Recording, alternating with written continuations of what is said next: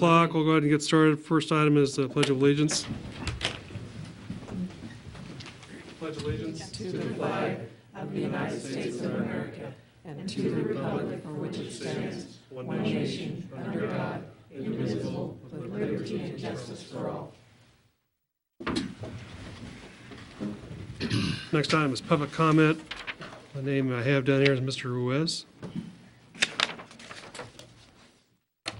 Good evening, Mr. Mayor, Commissioners, ladies and gentlemen. First of all, congratulations to the new commissioners. I wish you the best in 2018.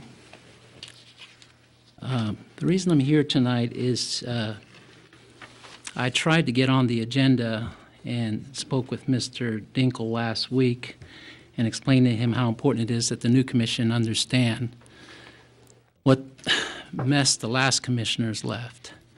And I tried to get on the agenda, and Mr. Dinkle rudely hung up on me. So that's why I'm here tonight.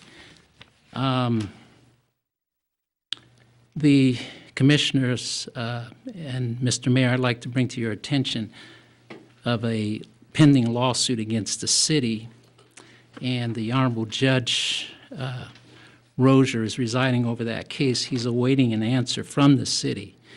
And according to judicial procedures, I'm bringing this to the commissioner's attention because they have the power vested in them and yourself to repeal this unjust action that was being taken on the condemnation for 1023 West 8th Street.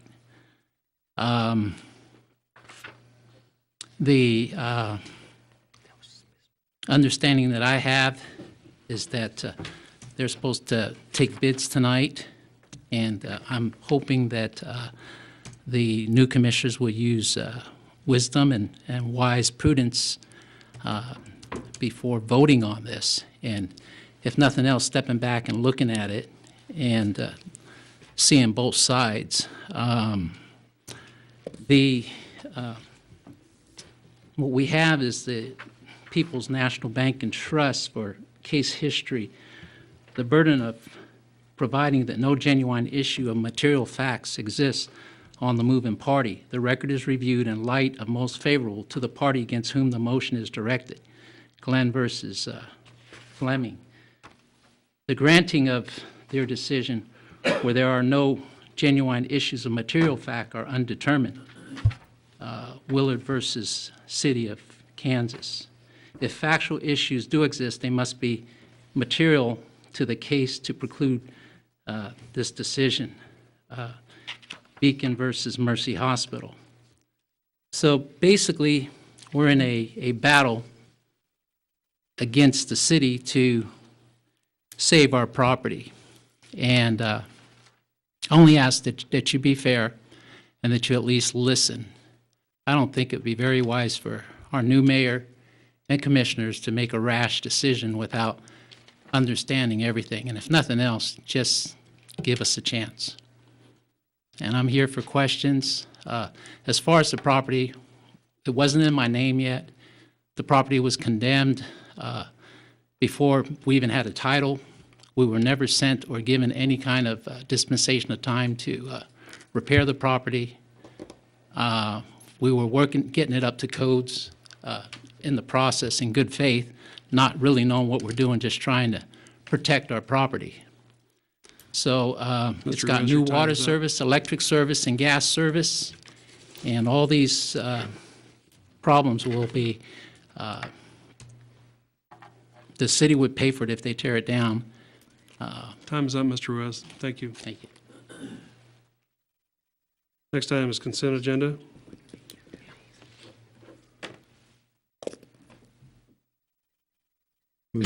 Any questions? No. Mr. Dinkle answered the ones that were going around today, so I'll make a motion to approve the consent agenda. I'll second it.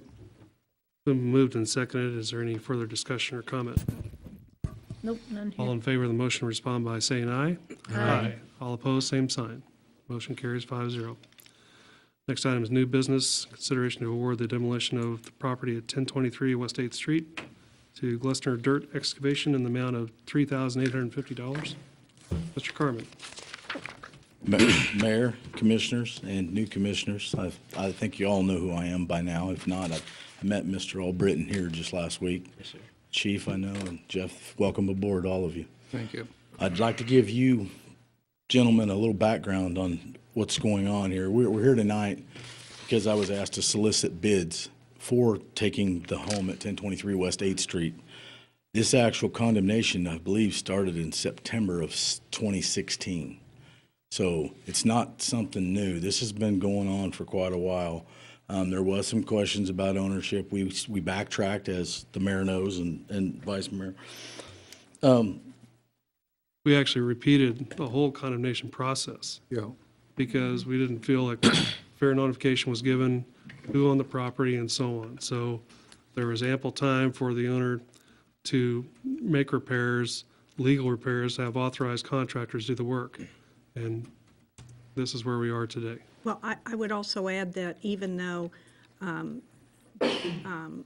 the very, very early notices weren't sent to Mr. Ruiz because he was not at that time Correct. owner of record. Correct. He appeared at most of the public hearings. Every one of them. At this, before this commission, and was fully aware of all the requirements that the commission was requiring under your own code and state law to improve the property and make it not in a dangerous condition. So he had more notice than, most people have. More than I've ever seen given. Yes. And I'll also add at this point, since I'm commenting, that the lawsuit has been dismissed because it was brought improperly by Mr. Ruiz, and there is no pending lawsuit. That's what I was also told, too. Yeah.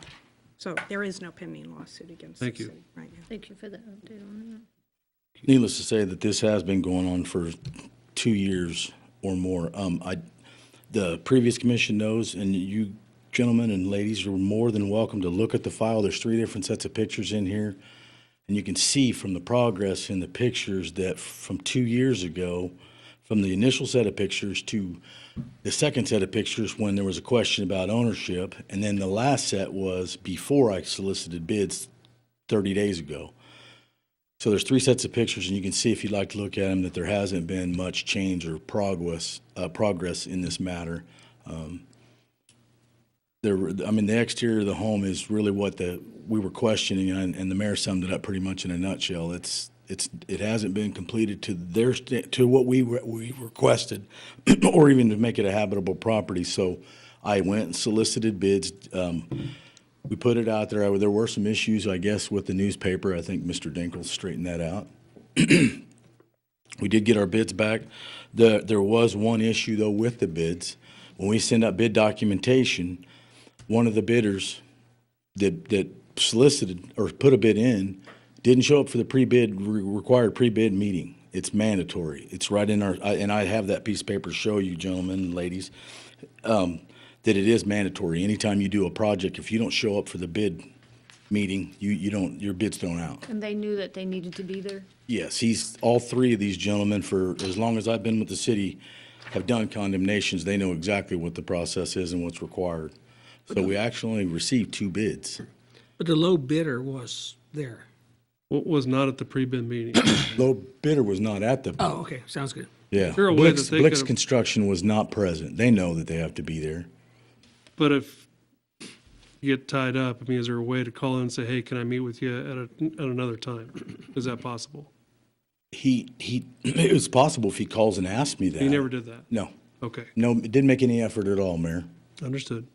So that's why we're requesting that we don't have the low bid, because it's thrown out by technicality. They didn't attend the pre-bid meeting before letting the bids. And the only other bid was Glessner, one of the original people that bid the first time that we had bids to do this. So that's where we're at. The previous commission has taken a step to move forward, asked me to solicit bids, and that's 2 years later where we are. So we have a decision to make to either accept the bid from Glessner Excavating or refuse to accept it and to have further discussion, table it, I have whatever the case may be. I have a question. The days listed, 30 days, 30 days listed, what, under the contractor bid? That was their days to complete. Is that how many days that the Glessner will use to take it down? That's how many days he's saying he'll use to take it down. Within 30 days? Yes, and he's pretty good about it. Okay. Thank you for I mean, answering they're still working. We have no issues with taking it down, so. that. I just wanted to make sure I understood that. And staff's recommendation would be that we move forward and take the bid, the only bid left. Then the cost of the demolition is applied to the owner. It's applied to the property, and then if nothing is taken care of and paid for, it's actually tied into the property taxes with the county. You had your time, Mr. Riss. You're billing me wrongfully. We're not going to go anywhere else. Is there any other The discussion? property, No, West Star will none not here. turn on the electric. I cannot fix the lights. It's been like that for years. That's enough. Are there any other questions? none here. I make a motion to approve the award bid to Glessner Dirt Excavating for the demolition of 1023 West State Street in the amount of $3,850. I'll second it. Been moved and seconded to accept the bid as described. Is there any further discussion or comment? None here. All in favor of the motion, respond by saying aye. Aye. Aye. All opposed, same sign. Motion carries 5-0. Thank you. You gentlemen and ladies have a good evening. Thank you. Thank you. Next item is consideration of the amendment to amendment number 1 of service authorization number 21 with HDR Incorporated for the water treatment plant improvements Phase 1 project. Mayor and Commissioners, these next two items are fairly simple. Katie's requiring some additional language in the contract with our consultants, both HDR as our engineer, and then the next one will be with Caw Valley. We addressed one with Caw Valley last year, but wastewater's on one side of the room, water's on the other, and they don't talk, so it's just some language, no changes to the contract whatsoever, no additional costs, just language that they're requiring, so we can draw down loan funds.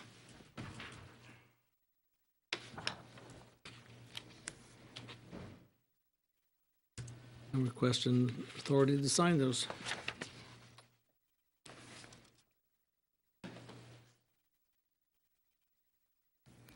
As is going to be the case for a while, you guys are going to get the tail end or the ongoing stuff that's going to keep kind of rolling through. And you know, the projects and things we've been working on for a few years now, saving money and then getting a design firm and bids and so on. And now you had to get the money approved by the state for the loans, and now we're just kind of carrying through with that part of the project. All we're probably going to do, just as a point of reference here, Don Linden will probably be at the next meeting because we have some change orders for the water project, and I'm requesting he comes out early and to, at least with the new commissioners, go and give you a water plan or wastewater plan 101 course, and just kind of where we've been to, and then we'll move on.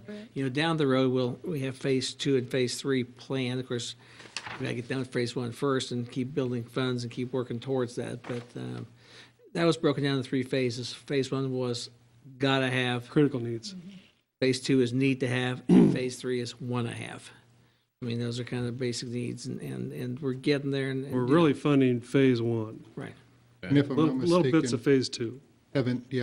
the pieces of phase 2 been Few pulled pieces. in as, Some Just of the- because the access is right Makes it there, it's convenient. cheapest to do it now, so.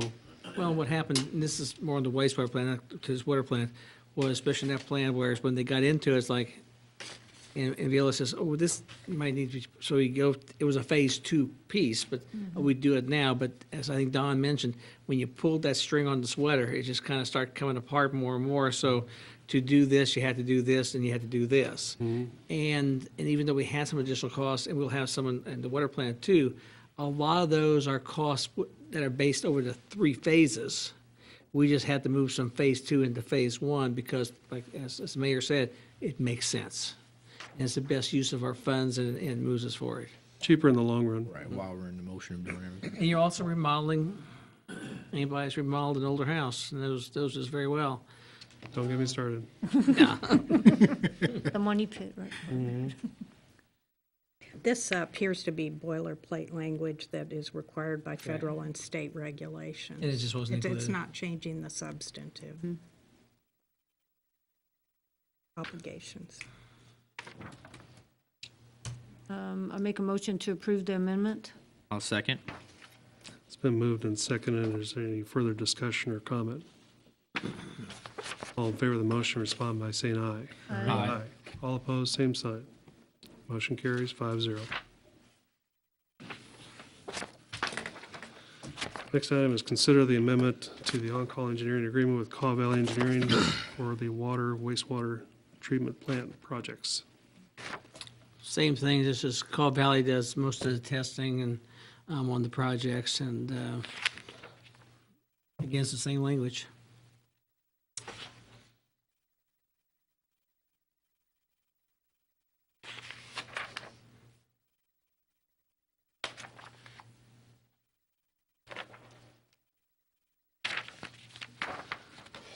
Is this, I mean, I'm having a little trouble with this between HDR and Caw Valley. I mean, is this cheaper because we're going to use Caw Valley more? Or how does it, No. just because It they, was set up, HCR was hired by the commission to do the water and wastewater plants. And they have utilized Caw Valley to do some stuff locally. And it's a cost savings to us as a city because it's the testing and those things that Caw Valley, they just have to be part of the amendment? yeah, and they have they had to have a separate contract. On the wastewater side, we just used our on-call contract with them, and they said we had to do a not to exceed, so we amended last fall to do a not to exceed, and it was like $5,000, I remember, and we won't even get there. Right, So it's just minor stuff, but to pull state funds, you gotta play sure. with their rules.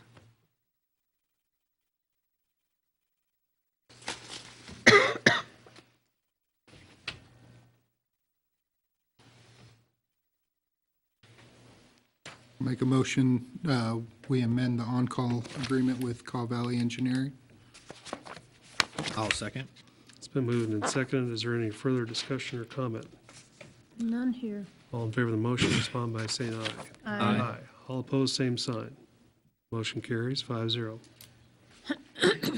Next item is consideration of the change order number 1, increase in cost by $35,497.45 to the 2017 Clink project. Mr. Mayor, Commissioners, we're asking for a change order number 1 for the Clink resurface project. The project was awarded by KDOT last year, 2017, for the Washington Street resurfacing project from 6th Street to 18th Street, actually Home Street.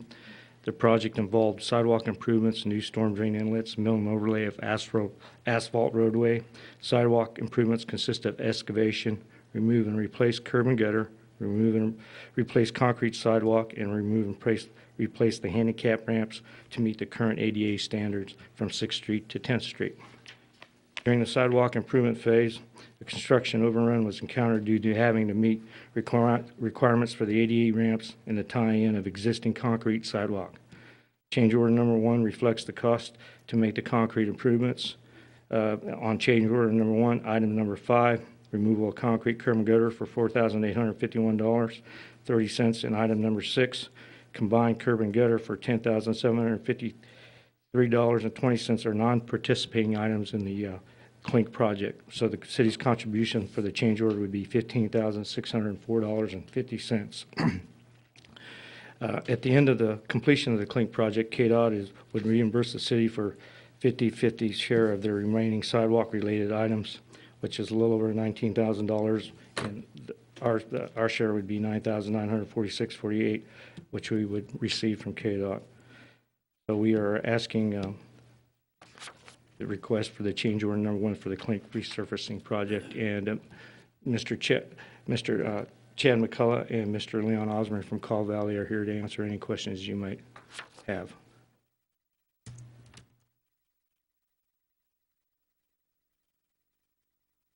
The only question that I had asked, and Mr. Dinkle answered that earlier today, I just want to share, the funding is going to come out of the FEF funds. Correct. And he gave us a Balance. balance of what we have right now to cover that, so that balance is $163,338, so it was- And we'll have a new allocation of funds, I'm guessing in the 200,000 range. We haven't got it yet, probably next month. Well, we had been paying for clean match out of special highway funds. Were we changing that? We could go that way too, but Yeah, I mean, that's where we had been taking it out of. we can go either way. I mean, Ray had put this in, we didn't have a chance to talk last week, but either way is fine. We're going to have extra, FE funds can be used for anything transportation-wise. No, it's money we get from new commissioners. We're allowed so much money from the federal government. We do an exchange program with the state where they've been keeping 10%, now it's going to 25%. The good part about it, and as Leon and Chad can tell you, by using the exchange and you actually get less money, we can use the money for more kinds of projects, less requirements. It's probably still a good use of our funds, even though we get less money, but we can do more different kind of projects and move through at a better pace and not as much red tape. That can be used for any kind of street project. We did Golden Bell Boulevard with FEF funds. We did moving of the sewer line at A18 and 77 with FEF money, and that was about a $500,000 project. Thank God we had that. It would have been tough. We moved $300,000 worth of water lines along 77 project with FEF funds, so they've been very useful for us. Another pool of funds you have is special highway money. And special highway money, we get so much a year. There's some money allowed to buy the state, and it's not. It's called fuel tax money. Some people call it.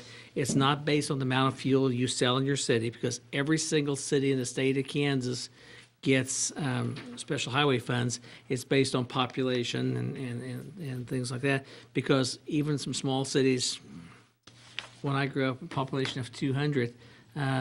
They get FEF funds and they have no service stations in town. They don't sell, so everybody gets some. We get around 650,000, give or take, dollars there, and that can be used for any basic highway project as well. So they're interlapping. Federal exchange funds, they probably have a little more leeway than even the highway funds, and then of course we have our money. The one thing this year we're going to have to do is spend. We carried over. I'm not going to get into that story tonight. A large amount of the FEF funds, but in the new program, we're going to have to empty that balance every September. We can't carry over from year to year, so that means we can balance how we do it. So we can pay it either way. Ray suggests FEF funds. I'm fine with that. If we want to go special highway, I'm fine with that too. Both are acceptable uses of it. We are not going to have the Clink project we're talking now was basically a 2017 project. It's not going to get done to the spring because of the weather and they got late going. And that happened to the 15 project I rolled into 16. So it happens. It's not a big deal. We will not have a Clink project next year because Clink turned into what's called C-CLIP. Correct. Clink is was a 50-50 program, so 50% state, 50% us on participating. C-CLIP was a 90-10, 80-20. I think it's 90-10, correct, Chad? Yeah, it was one of those two. It's better, but they're more rare. But there's more people got to play People the game. applying. So, and we didn't get funded because we still got to do from 17th Street or Home Street on Washington to 18th, and then 18th from Washington to Jackson.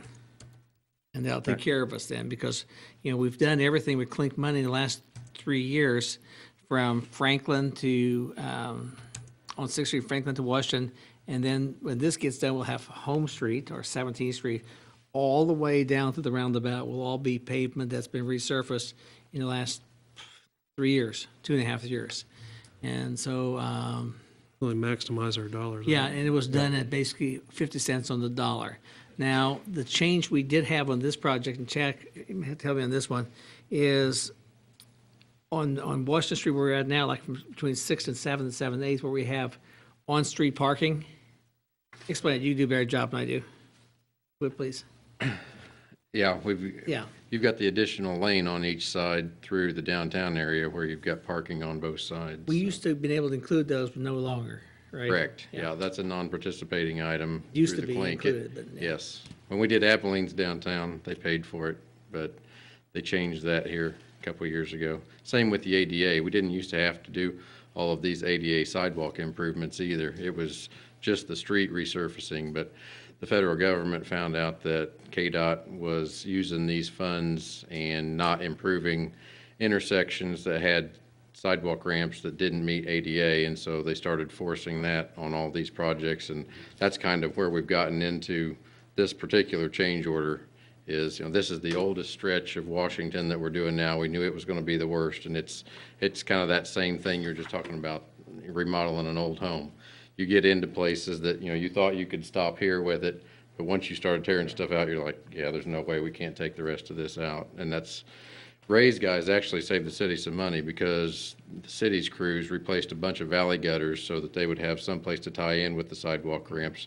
Otherwise, this change order would have been even more money. But it looks really nice. It looks better. I mean, Did a fantastic The old job. streetscape didn't help either because they sawed all of those at a diagonal to the world. So we had to go back and put everything back with that same pattern. We didn't want to lose that look that they had paid for 20 years ago. So that cost us a few extra squares of having to take things out just to keep those diamonds pattern going. But it all turned out well. The good thing was we saved $100,000 on the bid on this project, so we had a little bit to play with if we ran into things that we thought we should really fix this now. We've got really good prices to do it with, so let's just get it done while we're here. So.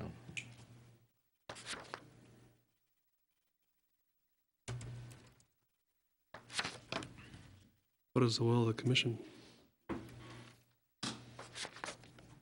Now, Vice Mayor's getting tired. Okay, move to approve change order number 1 in the amount not to exceed $35,497.45 to APAC Kansas Inc. of Salina, Kansas, and is presented. I'll second.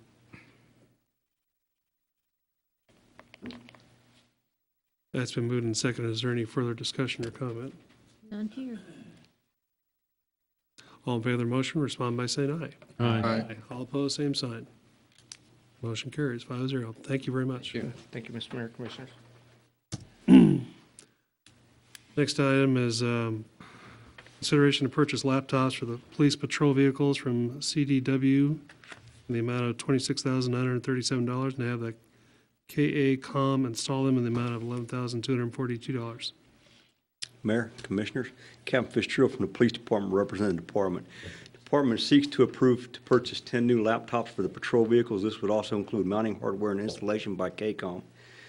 The department currently has a computer in-car video system, Coban, that are sufficiently underpowered to operate the current law enforcement software that we're purchasing. They've discovered this by the system right in the middle of recording. It'll cut off even when we're on crime scenes. They've attributed this to stuff running in the background. The original system is antiquated. It's a 12-year-old technology, and it wasn't designed to handle this. And Coban has gone back now, and they're going to a two system, one for a computer and one for a recording system. Staff wishes to go with the Panasonic Toughbook. This model is a rugged version that will stand up to the vibrations of driving and extreme temperatures of being in the vehicle. The solution has been discussed with the city's IT, and Mr. Gurman has approved it. They found the following prices: CDWG at $26,937, MacConnection.com $28,984.60, and TigerDirect.com $29,399.90. KCOM would have charged an additional $1,124.20 per vehicle, totaling $11,242 for mounting hardware and installation of the laptops. KCOM is our sole source provider in installing this stuff. Total cost with CWG and KCOM would be a total of $38,179. There is no budget or impact to the budget. We're going to request to do this out of asset forfeiture. Is there any way to sell the old system since it's only 4 years old? I mean, to recoup any money? I mean, They have currently talked to KCOM, and they're looking for departments out there that they know of that may be interested in purchasing these systems because they may not have anything at this time. Right. So they're out looking for those people. We're not sure if they'll locate them or not. Okay. Mr. Mayor, I just want to say that it was my recommendation to buy that system when we bought it several years back, and we had nothing but trouble with that system from the day we got it, so much so that I contemplated after a year, I called down there and had an engineer come up and evaluate our system, and they reconfigured everything, but it's continued to be a source of problems since we bought it. And I think this is by far, both with the camera system and with the computers, this is the only way to fix this. And of course, about 5 years sometimes the technology guidelines to how long to keep that stuff with computers, but I had some questions. I talked to Keith tonight a little bit, and when I sent Mr. Dinkle, and I'm very, very satisfied that I think this is what we need to do on this. And obviously, it's an asset forfeiture fund expense, so I think it's something necessary, and it's just, we just never got those to work like we wanted them to, both the cameras and the computers. Have you talked to other departments that have this exact system? With the co-ban system, sir, there are very limited departments in Kansas that run the co-ban system. Most of them have gone to the newer one. The couple that have been out here, I don't know if they've contacted them or not. I do know that we're replacing hard drives in them at about $210 a piece just to keep the camera system itself operational. I'm sorry, just the new system, this new system you're looking at. Oh, the new system that we're looking at, sir? Have you talked to other departments that have it? There's a list inside the packet of all the departments to include the sheriff's department. Right, I saw that, but have you called them and asked them, how do you like it, and you physically done that? Oh, no, I have not physically done it, no, sir. Yeah. Okay. Scotty referenced several of the departments, and as he said, the sheriff's department has been using it the entire time we've been using the co-ban system. Okay. We've had about 90% less problems. Okay, that's what I wanted. Never trust a salesman. That's one of the reasons, sir, part of that is because we've talked to the sheriff's department, Yeah. because they've been running theirs and having such success with theirs. Good, thank you. I know Commissioner Brown knows about these. Do you understand asset forfeiture funds? Right, I do. Yeah. Okay, yeah, yes, sir. Our activity usually in the drug arena, and Get it back, we can use it. it's a major impact. I mean, and there'll surely be legislation to try to change that all the time, but, you know, I always say that about 3/4 of our police cars are purchased with asset forfeiture, which means we're not using property tax dollars. And this has been a real good way to provide us with leading equipment and training to have a top-notch department and at a cost that's reasonable to the citizen. Typically, it's for things that are non-normally budgeted items, correct? Correct. So stuff you buy once in a great while, fine.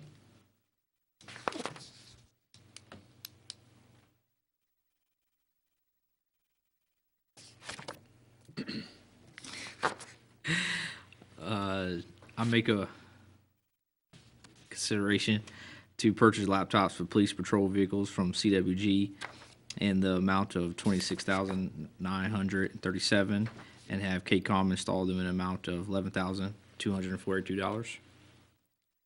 Second that. It's been moved and seconded. Is there any further discussion or comment? None here. All in favor of the motion, respond by saying aye. Aye. All opposed, same sign. Motion carries 5-0. Thank you. The next item is consideration to purchase police in-car and body-worn cameras systems from WatchGuard in the amount of $110,705, an additional $4,900 for installation by KCOM. Captain? Mayor, Commissioners, this ties into the other one. Now that we're splitting and going to a separate computer system, the department seeks approval to purchase a new in-car body-worn camera system, 10 in-car systems, and 32 body-worn cameras. The department wishes to purchase the WatchGuard system, which is currently used by the Sheriff's Department also, in the amount of $110,705 with an additional $4,900 for installation by KCOM for a total of $115,605. The system that the department is looking at would replace the aging system that cannot handle the software. Systems that are needed in today's law enforcement. Although we purchased the current camera system 4 years ago, the technology was already 9 years old at the time. This we had questions on also, and I had Lieutenant Popovich send an email and get confirmation from them that the technology was not designed to do what we're doing with it at the time, and since then, the technology has grown. Although we purchased 4 years ago, type of system would be implemented, designed to operate with a computer-aided dispatch so that the officer will be able to get the stuff in the cars and do what they need to do. With New World programming in our new software system, it would replace a body-worn system that is sold and managed by Taser Axion, where the department uploads body-worn videos to the cloud. And we pay for this by gigabyte that's stored. I think at the time that the system was purchased, they didn't think that it would grow this big and this much data needed to be kept, and it's starting to become an expense. Okay, the WatchGuard system is a self-contained, it downloads automatically when they come into the police department and goes to a server which is maintained by us at the police department. All we have to do from there is add whatever we need to, and it'll take care of the cost on the cloud.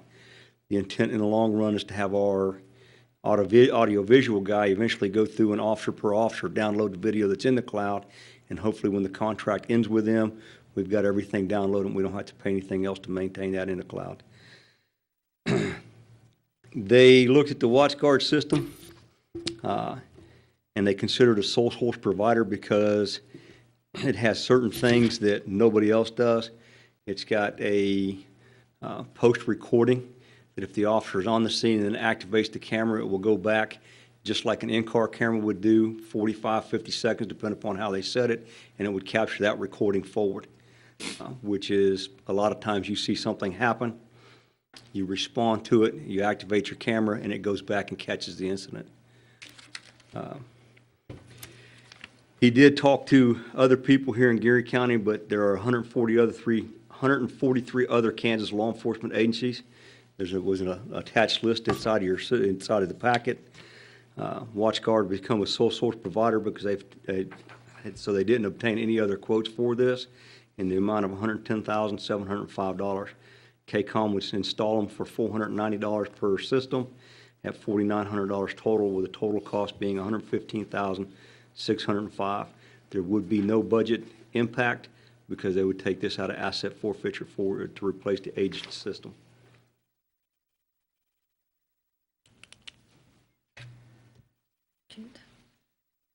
Any questions for Captain Fitzgerald? None here.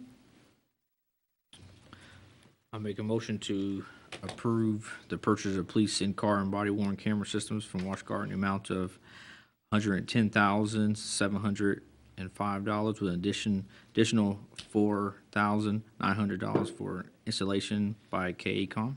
Second. It's been moved and seconded. Is there any further discussion or comment? All in favor of the motion, respond by saying aye. Aye. All opposed, same sign.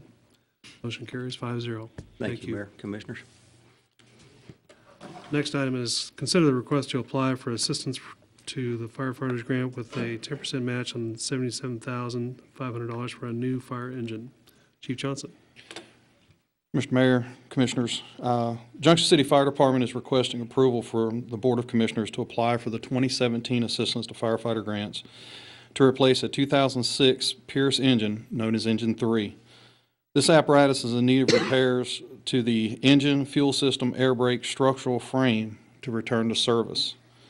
This unit was originally purchased from a vendor and was a demonstrator apparatus with considerable miles and hours prior to the purchase in 2006. The apparatus was a frontline unit until 2014 when the current Engine 1 was purchased. It is considered repairs for this apparatus to be in excess of its value. The Junction City Fire Department is seeking approval to apply for a new apparatus through Homeland Security, Federal Emergency Management Agency's Assistance to Firefighter Grant. This grant is a 10% match, which means the amount we're requesting is total $775,000. We would have to match $77,500, which would come from our fire reserve budget that we have. Replacement of this apparatus will give us the flexibility to answer the needs of the community and with additional personnel and equipment to respond safely and effectively to the community's needs.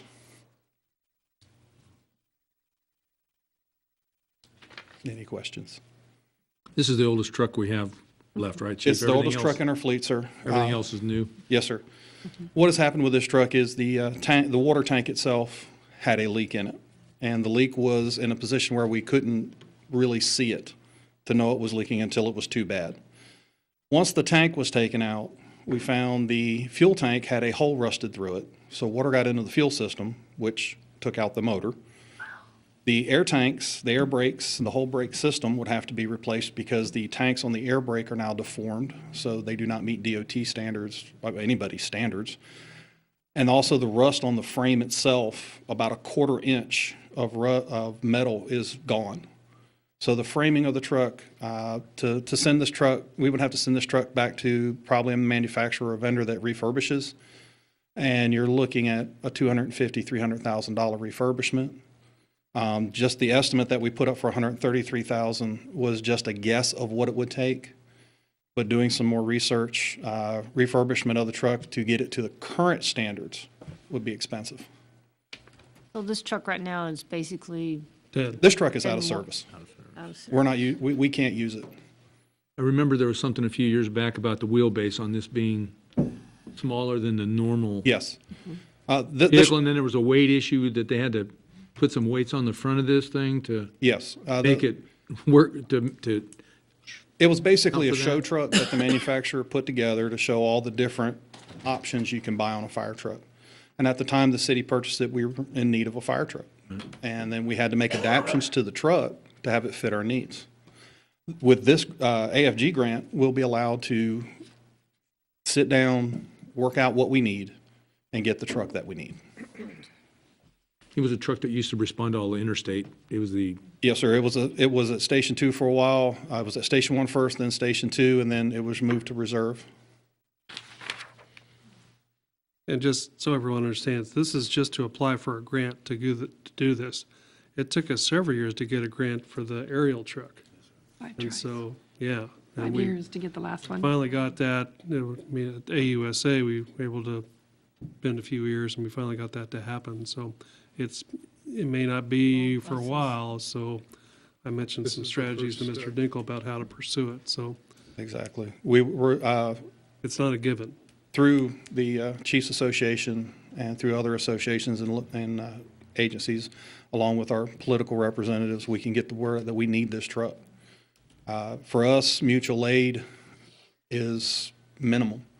We can call Fort Riley, but if they are committed to something, they can't come. So our nearest mutual aid would be the county, if they can get the volunteers to come, which across the nation, we're losing our volunteers drastically. So our nearest mutual aid is Manhattan, Abilene. So we're 20-minute response time. Having that third engine allows us to put that third engine in service when we go to a structure fire. We can call back our personnel, they can man that truck, and we don't miss service. And if we need that extra manpower, we have them coming equipped, ready to go. would it be like the other two new trucks would, if, of course, probably too early to, It would be similar depending on how the bidding process pales out.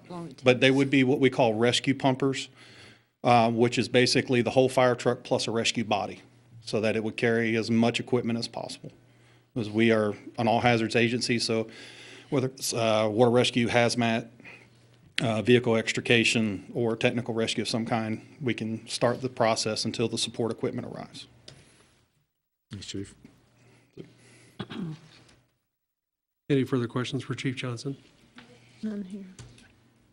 I'll make a motion, we approve the Junction City Fire Department applying for the AFG grant. I'll second. Been moved and seconded. Is there any further discussion or comment? All in favor of the motion, respond by saying aye. Aye. All opposed, same sign. Motion carries 5-0. Thank you, Chief. Yes, sir. Thank you. Next item is consideration of the agreement with ESO Solutions Incorporated for improved fire and EMS reporting software in the amount of $14,675. Again, Junction City Fire Department has struggled with reporting software that provides the required reports to the state of Kansas and federal agencies. The software currently utilized by the department is in part provided by the state and mostly paid for by JCFD. The software system is the most basic reporting software and the ability to provide real-time analytics is an extra cost to the department. The software currently used for reporting fire and EMS incidents are two separate software providers. This requires certain reports to be filled out multiple times, creating loss of time management for the department and efficiency. The fire reporting software at its best is antiquated and has not been upgraded in 5 years. And the system that we use, Firehouse Software, has recently been sold to another company, and we do not know what they're going to do with it. With that, also, we don't know the disclosure of the future. The EMS software provided by the Kansas Board of EMS for reporting platform only. We have to pay for other analytics to make sure our billing is adequate and our tracking capabilities are there. The engagement of ESO software solutions as a software management system for reporting for fire and EMS systems is recommended as a feasible alternative that has been included in the 2018 fiscal year budget. This software will provide services to enhance our reporting system and provide the analytics that we need to evaluate our performance and improve efficiencies and recognitions to meet the ever-changing standards of fire and EMS. The recommended software also has a current business relationship with our billing company, Omni Billing. The use of this similar software may assist in reducing the potential for errors and increase the overall effectiveness of our billing, which may increase our revenue. The master subscription service agreement is an annual process that is agreed to that provides the services for reporting software and is renewed annually as budgeting permits. This service is needed to maintain the best capabilities, maintain reporting effectiveness to state and federal agencies for Junction City Fire Department as required to report. The expense of training for the personnel will come from our fire and EMS budget. We'll split that in half, seeing it's both softwares. Any questions? Bottom line, Chief, is this is a one-year service agreement, and if it doesn't work like we want it to, we just don't renew it next year? We do not have to renew it. Our city attorney did a great job working through the contract with them. The great thing about this software, if it is not what we expect it to be, there is nothing to hold us to it. And it's a year to year. The agencies that I've spoken to here in Kansas that are using it really like the flexibility and the ability to pull the data that they need to know where they're at. Kansas City, Topeka uses it for their services. And they are able to write EMS reports, and it generates a fire report at the same time. So you don't have to write two reports. The ability to pull data so we can tell you how many people we're taking. We could even get it down to how much mileage each unit runs by GPS. I mean, the system, this company is like several of the other companies out there, but they take it to the next level. Their whole bidding process was very informative. Our paramedics looked at the system. They gave us a chance to play with the system on a trial basis. The ease of the system. We would be able to use tablets like you have, put in the EMS report as we're treating the patient, and the emergency room gets uploaded data at the same time. When we hook you to the 12 lead for EKGs and ECGs, the ER will be getting that information live. So we'll be able to take our EMS care a step forward, improve our billing process, and the system also looks for those, I would say, catchphrases that Medicare, Medicaid, VA, TRICARE, and insurance companies have that keep you from getting paid the full amount. And it tells you, hey, you might want to reword this. So once it learns how we're doing reports, it'll help our EMTs and paramedics write better reports, which in turn, we get our reimbursement. And it's very difficult right now to get reimbursed by the Big Four. We don't get what we provide. We only get what they're going to pay. So this software will help us get that little edge to step up a little bit more.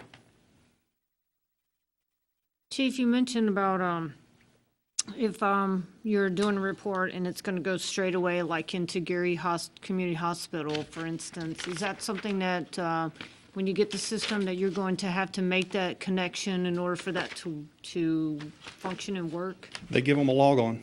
It's all done by their system. The hospital gets a secure log on. They can, and the ER nurse, who the charge nurse is at the ER that night, will have that log on. So they won't have to have that particular program because it's already, The program is web-based. okay. So there's really no downloading. Jim helped us review it, and it does not put a load on our system. It meets all the HIPAA law requirements. And one of the other things, and to me, it's a nice thing to have, if an engine company shows up and starts providing care, the system being web-based, they hit an icon, get a code, they hand the code over to the ambulance, so all the treatment for the patient is transferred. All the data is transferred from one tablet to another seamlessly. Topeka uses this constantly when they're running their EMS calls with the medical service that they provide, and it works out really well. It's of the systems that bid, they were least expensive, least committed. Because if you look at the bid sheet that was presented, some of the companies wanted $20,000, $30,000 just to set us up, just to put in the software. And then we would have to manage the software. This company doesn't do that. You pay for a service agreement, and then they provide the service. So it works out really well. One last question for me, and the data is stored on a server, or where is the data stored? Their main data hub, they have 5 across the country. Ours would probably be Dallas, Texas, which is their headquarters office. That's And where. it's not a cloud that you would pay for? No, we pay for the service. The $14,000 we pay for. They just manage it. They hold it according to all the HIPAA and federal rules and laws for EMS care. Okay, thank you. Yes, ma'am. Any further questions for Chief Johnson? None here.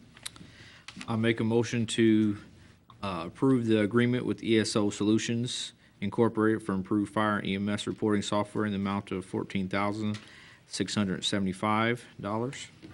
Second. It's been moved and seconded. Is there any further discussion or comment? All in favor of the motion respond by saying aye. Aye. All opposed, same sign. Motion carries 5-0. Thank you. Thank you, Chief. Next item is Commissioner comments. Start with Commissioner Brown. Well, I'd just like to say what a true honor it is to be a member of this commission. And I'm very honored to be sitting up here with city staff and the other commissioners, and it's very humbling. And I want to just thank you to the citizens and for having their faith in me, and I hope I won't let them down. I truly was honored yesterday also to attend the Martin Luther King celebration at the Opera House.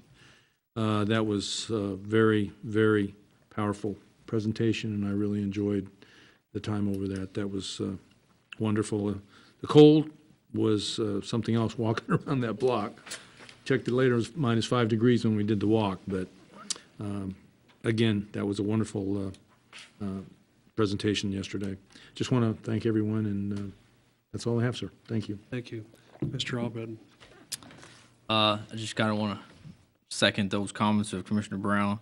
There is awesome privilege to be up here with much experience, and we're just ready to learn and ready to do as much as we can do for the city of Junction City.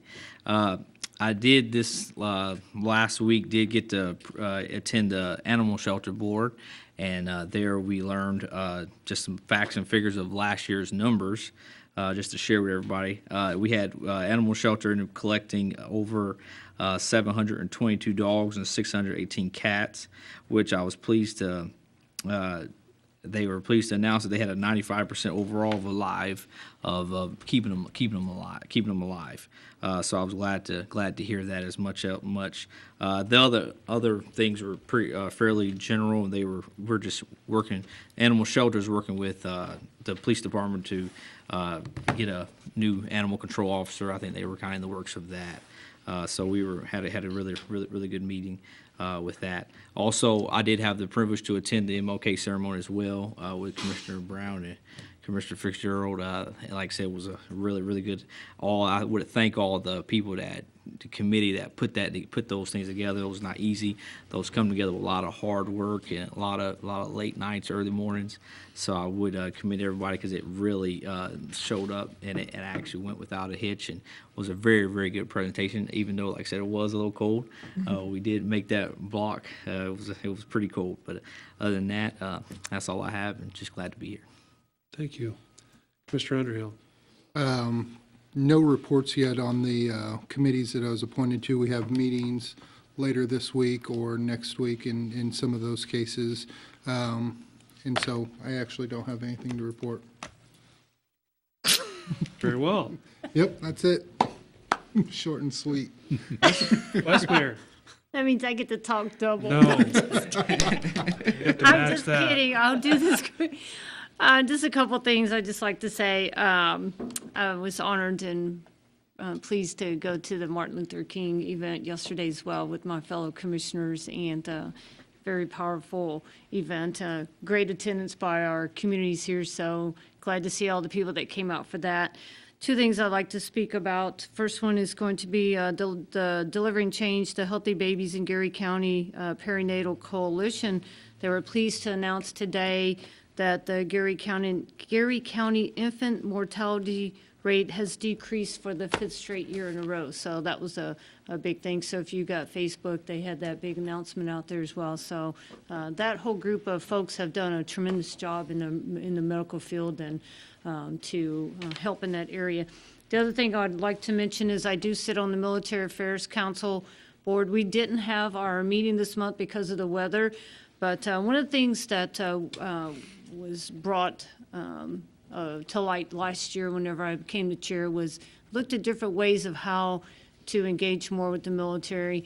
And one of the things is the Home Away from Home Adopt a Soldier program. We kicked that off at the end of last year in December, about the 3rd week of December, and the response for that has been tremendous. We've matched 17 brand new soldiers to the Army in Fort Riley to 12 different host families here in Junction City, Geary County, and Chapman. So that in itself is a tremendous program.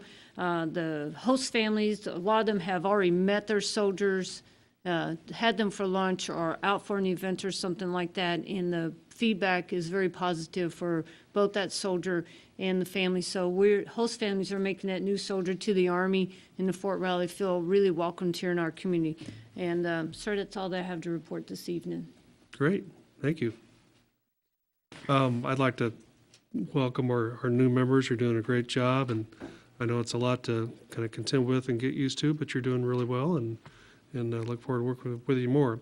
I attended the Economic Development Commission meeting last week with city manager, and some projects are kind of ongoing. We're still waiting for some hits to come through, but our EDC director is doing a great job is getting our name out there. We're in some major trade publications, and so we are on the map. And she has several things lined up this year to attend as well to keep kind of stirring the pot. So we're expecting some big things. I think that's really about all I have. City Manager. Thank you, Mayor. First of all, I'm happy I didn't say Madam Mayor once tonight. Oh, darn, try it though. First 16 years of my career, I had nothing but female mayors. And the first year I had a male, I said Madam Mayor at the end of the meeting. Of course, everybody enjoyed it because I made the mistake first, but I didn't do it yet tonight, so hopefully it doesn't happen that way. Welcome to the new commissioners. I've never had a 60% change in a city government body at one time. I'm excited about it. I think new ideas are going to be great for the commission and for our staff members and also for the city.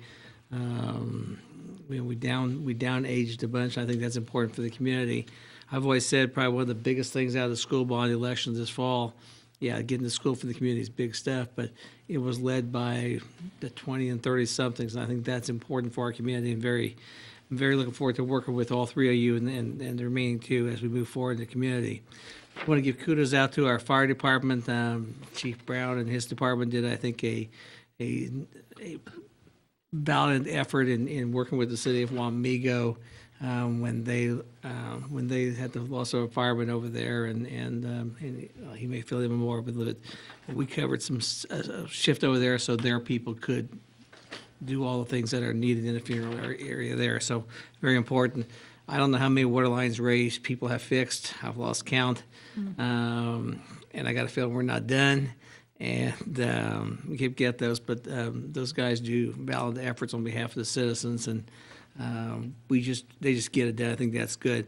Chamber banquet is February 1. If you haven't told Tammy yet, let her know about if you want to attend. Down the road a little bit, Children's Mercy, and of course I'm on the Community Healthcare Foundation Board. The Children's Mercy open house will be March 15th, 5:30 to 7:30. That project is literally done. I think it's going to be a neat addition to our community and providing service to our community. And as Vice Mayor Fitzgerald said, the Coalition on Delivering Change is making impacts in our community, which makes better lives for everybody here. So I think that's very important. Getting back in the swing a little bit, I was out of the office, as some of you know, for 3 days last week on family matters. So moving forward, and of course, none of us will be going to Olathe this week for the regional retreat, and just keep up everything going on. Military Affairs Council, especially for your new ones, if you plan to go, let the chamber know by Friday, and we'll work you through it. Thank you. Thank you. Ms. Logan. I don't have anything. Ms. Beatty? The airport master plan is coming to a closure, and so before the next meeting, which is in 2.5 weeks, I'll get out to you, particularly the newer commissioners, the actual completed book. The engineer will be here to present that to you for final approval of the draft, and then it goes on to FAA for FAA input and comment and final approval from FAA before we do anything. And shortly after he presents it, they'll be holding a public meeting, and we'll let you know when that public meeting is going to be held too, because we have to, by FAA rules, present it to the public before FAA gives its final stamp of approval. So I just wanted to let you know that, because for the newer members, it'll be a little bit of reading. If you want to skim through it or have any questions, I'll get you in touch with Brad Waller, who is the person that is drafting it. Okay? Thank you. Ms. Settles? Mr. Gurman? Well, since Alan won't say it, I will say it. Nothing, Madam Mayor. Nothing, Mr. Mayor. There's always one. Ms. Ibarra? Mr. Lazier? Mr. Peterson? Chief Johnson? Sir. Captain Fitzgerald? Mr. Osborne? Make a motion to adjourn? Second. All in favor, say aye. Aye. Thank you and good night. Chair with